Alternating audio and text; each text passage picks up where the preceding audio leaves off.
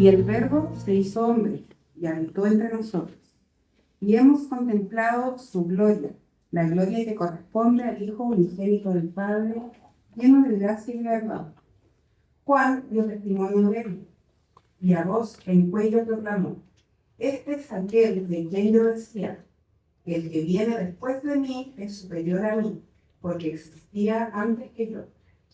De su plenitud todos hemos recibido gracia sobre gracia, pues la ley fue dada por medio de Moisés, mientras que la gracia y la verdad nos han llegado por medio de Jesucristo. A Dios nadie lo ha visto nunca, el Hijo unigénito, que es Dios y que vive en unión íntima con el Padre, nos lo ha dado a conocer. Hermanos, esta es la palabra del Señor. Quiero invitar a que por primera vez este año está compartiendo la palabra de Dios con nosotros, nuestro hermano Luis Gómez, por favor.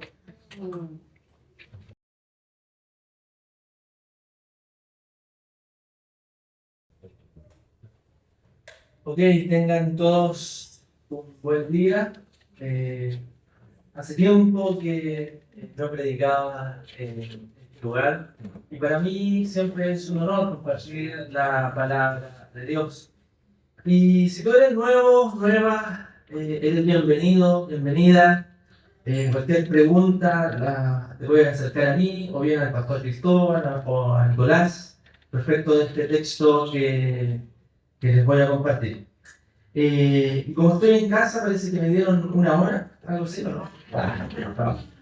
Y bueno, vengo con una barra, mi mamá, mi papá, así que salúdenlos, son muy cariñosos, estoy muy agradecido con ellos. Principalmente me transmitieron la palabra del Señor. Así recibí a Cristo. Bueno, esa es otra historia, pero vamos a la palabra del Señor. Quisiera comenzar con una imagen. Con una imagen. Ante la tragedia de un rey asesinado, un príncipe heredero, Hamlet, quiere buscar venganza de su padre. Él aparenta estar loco para dar con el asesino, mientras que Ofelia, su enamorada, trágicamente también se vuelve loca. Intrigas, muertes, asesinatos por horror y conspiraciones son parte de esta obra literaria de William Shakespeare. C.S. Lewis se planteaba la encarnación del Hijo de Dios de la siguiente manera. Sugería imaginar cómo podría Shakespeare revelarse a los personajes de Hamlet. Y la única manera y la forma más profunda de darse a conocer sería escribirse a sí mismo dentro del guión de la historia del libro, caminando en el escenario como un personaje más. De esa manera, el mismo creador de la obra entra en su propia historia. Hermanos, oremos. Padre, en el nombre de Jesús, queremos darte gracias, Señor, por este día. Sabemos que hace frío, y te rogamos, Señor, que el calor de tu Espíritu Santo encienda nuestros corazones con tu palabra. Yo te ruego que si alguien ha llegado cansado, cargado, quizás por la semana, yo te quiero pedir, Señor, que esta palabra sea una buena noticia, que pueda refrescar su corazón, su alma, y que tu Espíritu Santo en este momento sea nuestro guía, nuestro maestro, nuestro tutor. Ayúdanos, Jesús. En el nombre de Jesús. Amén. Bueno, el verbo de Dios que nos relata Juan es el creador de todas las cosas. La descripción que vimos seguramente con Nicolás y con Ricardo en el verso 1 es desglosada en los versos que siguen. Todo lo que existe es producto del verbo o la palabra de Dios. A su vez, describe Juan que en esta palabra estaba la vida y la luz. Un patrón que se va a repetir en el Evangelio de Juan. Luz, tinieblas, vida y muerte. Es decir, los que rechazan a Jesús y los que reciben a Jesús. Sin embargo, puede que nos hayamos perdido con la descripción de Juan acerca de este verbo o palabra de Dios. que es Dios, según el verso 1. Lo sorprendente es que regresa a hablar de este verbo o palabra de Dios, identificada sin lugar a dudas como Dios mismo, como veremos el día de hoy. El enigma del lugar donde estuvo, lo que hizo el verbo creador, se nos viene a revelar en el verso 14. Por lo que este sermón vamos a responder a la siguiente pregunta. ¿Qué es lo que realizó el verbo de Dios? ¿Qué es lo que realizó el verbo de Dios? Y he titulado este sermón de la siguiente manera: El Dios que caminó entre nosotros. ¿Qué es lo que hizo el verbo de Dios? Y lo he dividido en dos partes. Desde el verso 14 al 15, en primer lugar, el verbo que se hizo humano. Y en segundo lugar, desde los versos 16 a 18, el verbo que reveló a Dios. Vamos al primer punto, en el primer texto, el verbo que se hizo humano. Y el verbo se hizo hombre y habitó entre nosotros. Y contemplamos su gloria, la gloria que corresponde al Hijo único del Padre, lleno de gracia y de verdad. Juan dio testimonio de él, y a voz en cuello proclamó: Este es aquel de quien yo decía, el que viene después de mí es superior a mí, porque existía antes que yo. El verbo que se hizo humano. Lo que le está diciendo Juan es que Dios mismo, quien se presentó como creador, el que hizo todas las cosas, no solamente envía mensajeros, sino que se hizo, toma, asume toda nuestra humanidad. Llegamos a un punto culmine del prólogo del Evangelio de Juan, donde dice que literalmente que el verbo, la palabra de Dios, tomó nuestra humanidad, nuestra carne humana. Ya el Antiguo Testamento nos habló de un bebé que lo llamarían Dios. Miren lo que dice Isaías capítulo 7, verso 14. Por eso el Señor mismo les dará una señal. La Virgen concebirá y dará a luz un hijo y lo llamará Emmanuel. Emmanuel, ¿qué quiere decir? Dios con nosotros. Lo que la Iglesia enseña en este pasaje es clave para identificar al Dios cristiano. La enseñanza de la encarnación, donde Dios literalmente toma forma y es parte de nuestra carne, es humanado. Es una de las enseñanzas más controversiales y entendida por algunos cristianos como el más grande de los milagros. Es lo que recordamos cada año en Navidad. El Dios omnipotente, creador de todo lo que existe, se hace como uno de nosotros. En otras palabras, Dios se hizo célula, Dios se hizo embrión, niño, hombre, adulto. En otras palabras, Él tomó nuestra piel, nuestro ADN y todo lo que conlleva ser hombre. El eterno Dios entra en la historia. Hoy las series de streaming por lo general muestran cómo más allá del espacio-tiempo irrumpen seres extraños de algún multiverso congeniando la ficción con las teorías modernas de la ciencia. Pienso, por ejemplo, en Stranger Things, Dark o el universo Marvel, entre otras. Hoy por hoy, por lo tanto, no tendría que ser tan descabellado que alguien más allá del espacio-tiempo y más allá del universo venga a visitar nuestra Tierra. Sin embargo, hoy la idea del Dios cristiano viniendo a la Tierra escandaliza, rasgan sus vestiduras, relegando esta historia como un mito de la antigüedad. No obstante, las evidencias y el estilo literario de los evangelios muestran sin lugar a dudas que la pretensión de los autores puede decir la verdad de lo que vieron.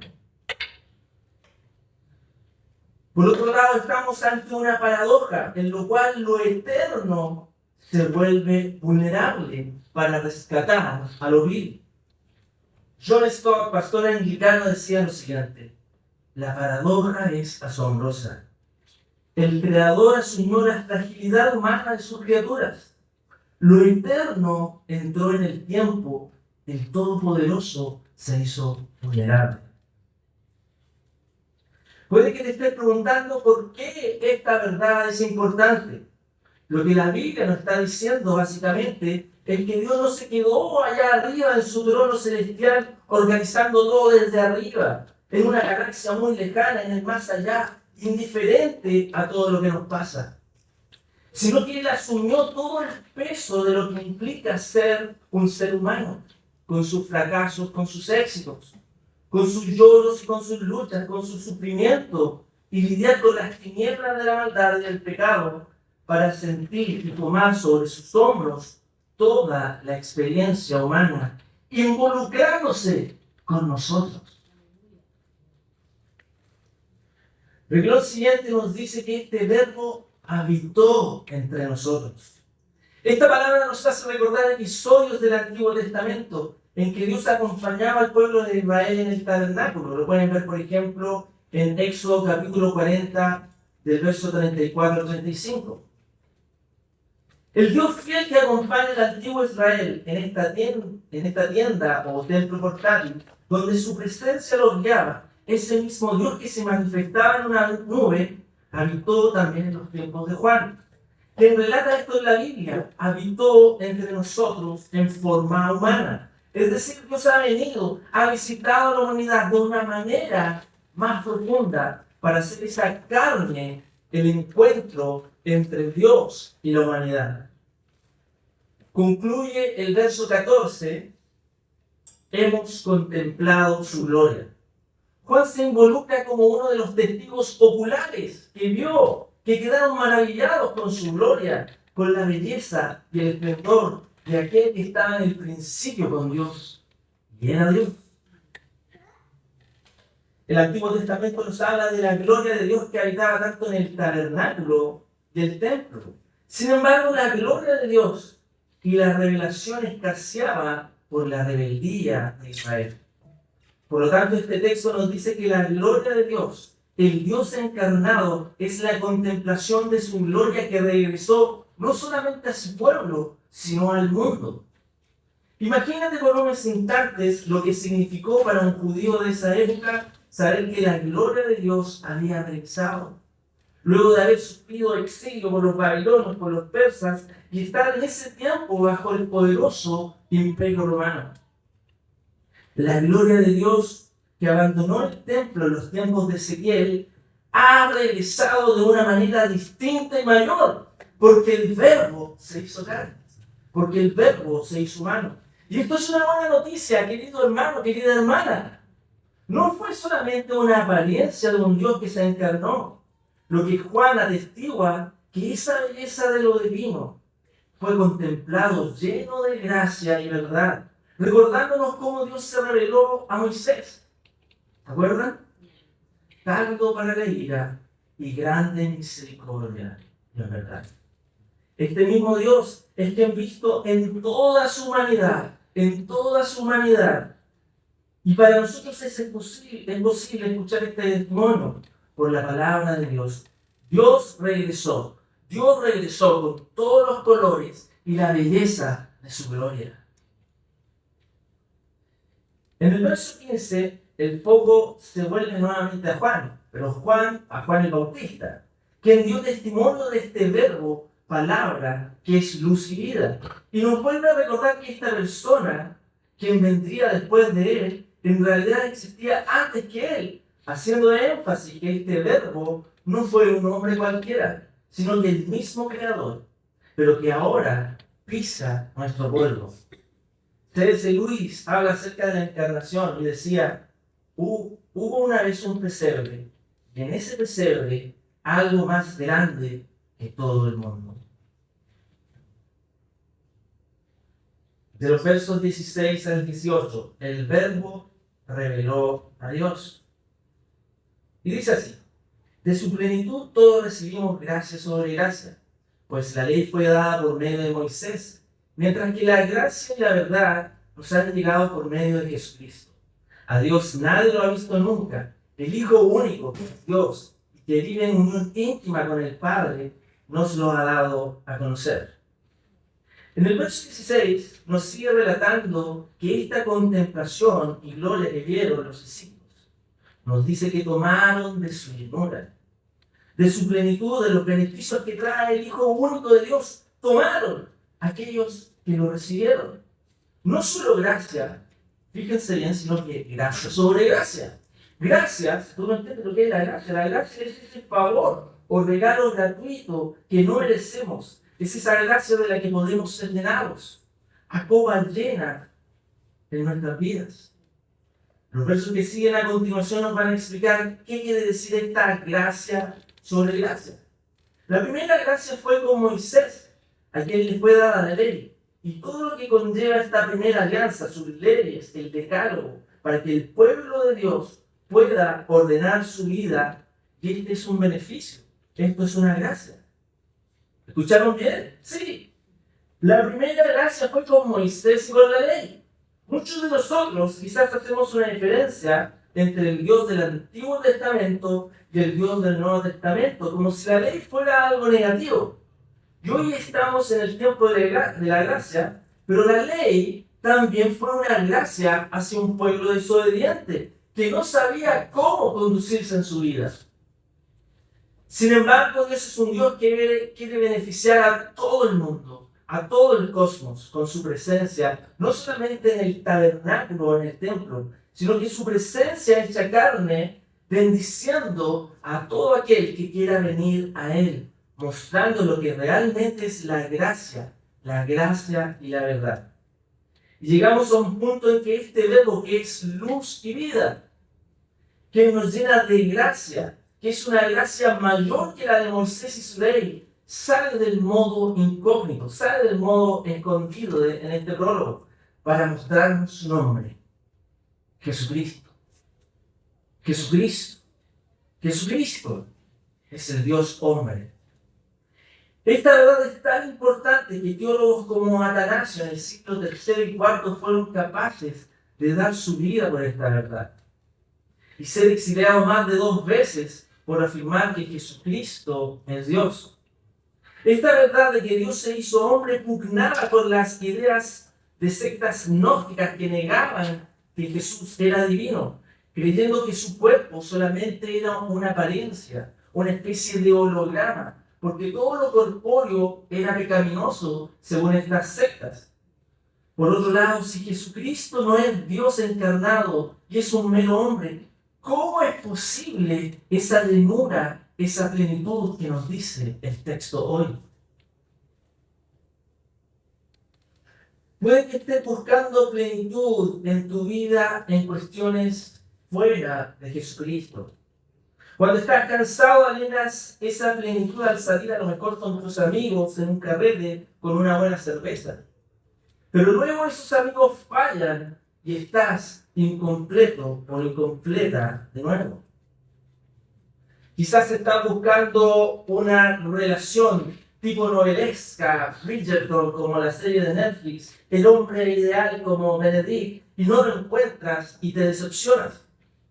Sin embargo, el Dios humanado, Jesucristo, quiere dar plenitud a tu vida. Quiere darte esa plenitud para que la tomes y compruebes por ti mismo qué es esa gracia sobre gracia, qué es esa gracia mayor.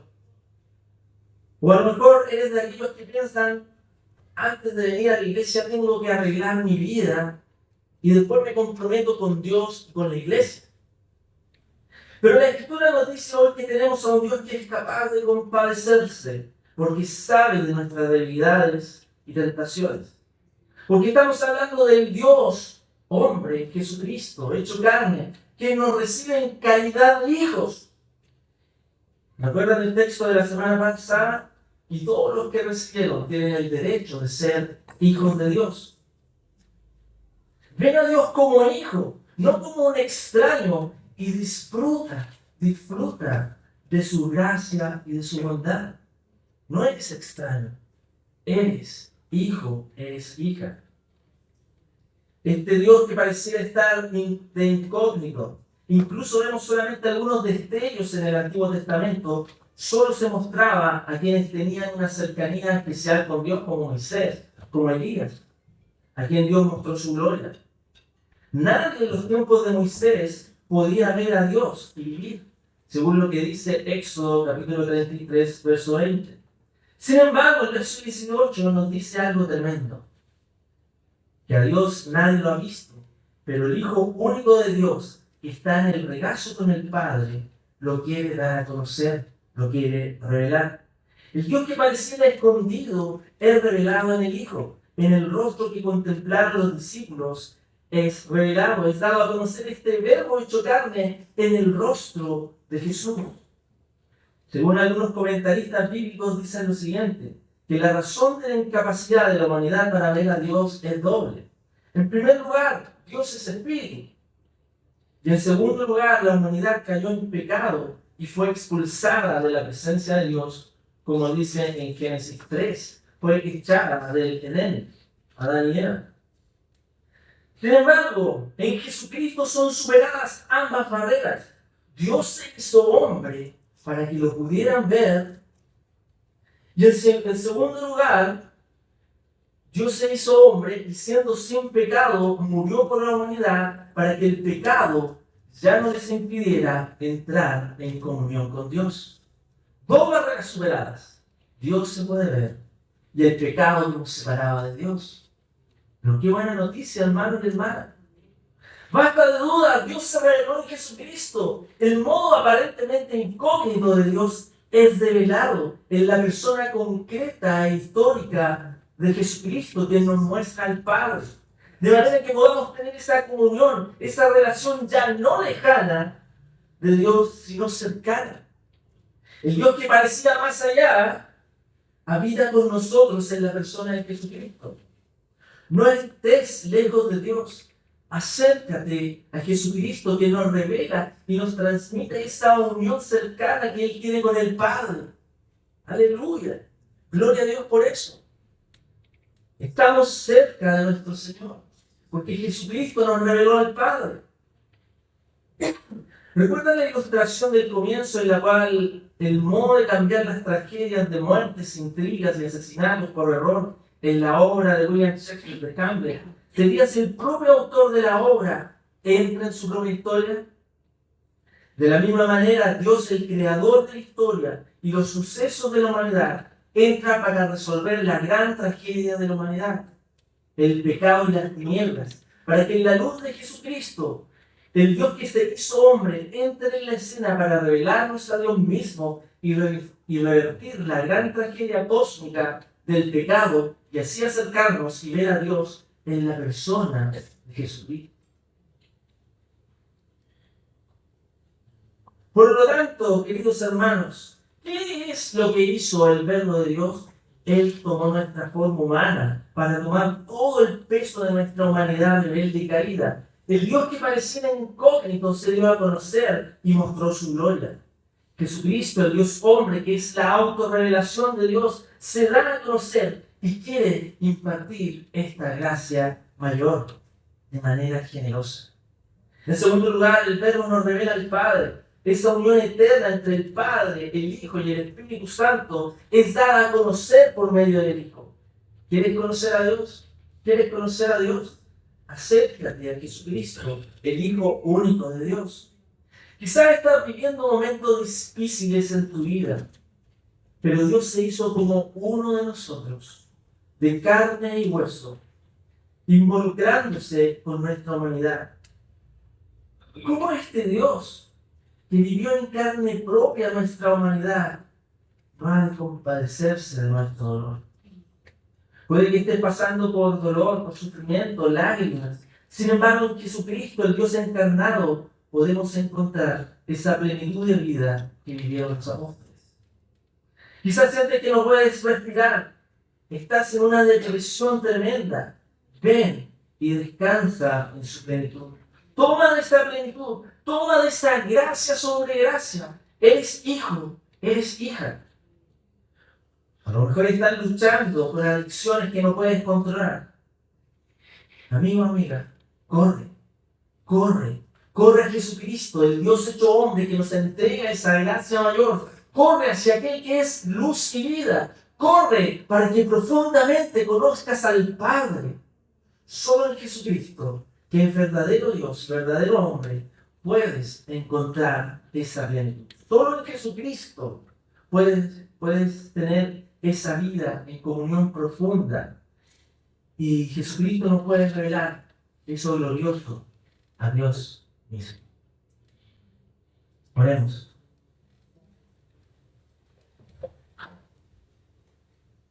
Padre, en el nombre de Jesús, te damos gracias, Señor, por tu palabra que nos recuerda que tú asumiste nuestra humanidad. No fue un Dios que se quedó más allá del espacio-tiempo, resolviendo asuntos celestiales, sino que miró a esta humanidad caída y rebelde para tomar sobre sus hombros nuestro pecado, nuestra aflicción, nuestros dolores. No eres un Dios que es indiferente a nuestro dolor. Eres un Dios que siente en carne propia, en la misma cruz, nuestros dolores. Por eso te hiciste carne, porque nos amaste, porque tú eres todo amor, porque tú eres toda ternura y tu gracia es mayor.